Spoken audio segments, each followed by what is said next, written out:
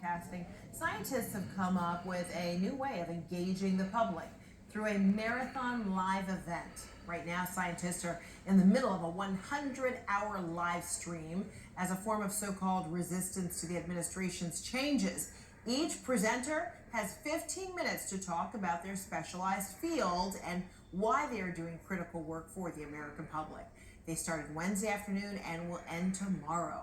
I want to bring in Carly Phillips, who is a research scientist with the Union of Concerned Scientists. Carly, great to see you. You presented on Friday morning.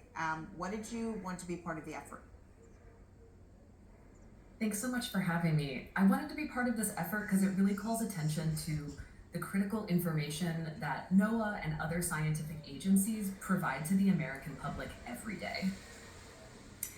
You're an ecosystem scientist who specializes in wildfire and climate change, right? I am, yes. So tell us more about that field and what most concerns you about now. Yeah, I think for me, the big thing that's concerning is the cuts that are happening across the board, both to NOAA and other agencies that are really critical for the way that the American public interacts with weather information in their day-to-day lives. So for instance, when you pull up the weather app on your phone, for instance, that is oftentimes being fed by information from the National Weather Service.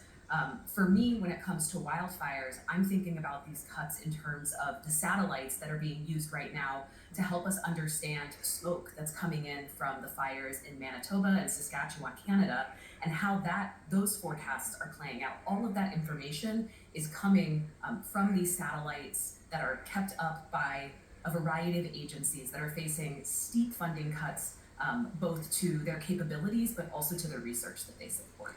So what about the audience, the folks who are listening in, tuning in to what you and other scientists have to say? What are you hoping that they're going to gain from this, or what they will do with this information? Is it strictly an awareness, or are you helping to equip them perhaps with, tools in the communities that they live? I think it's a bit of both.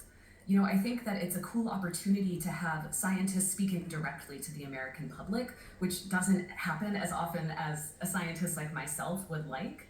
But I also think that one of the things that's great about this live stream is that they're using it to spur people into action. So I know from talking with the organizers of the live stream that they've already surpassed 100,000 views and have generated 6,000 calls to representatives. So they're really asking people to tune in, understand the information that they're providing, and then also take action to help make sure that these cuts don't go into effect and degrade the services that the American public relies on.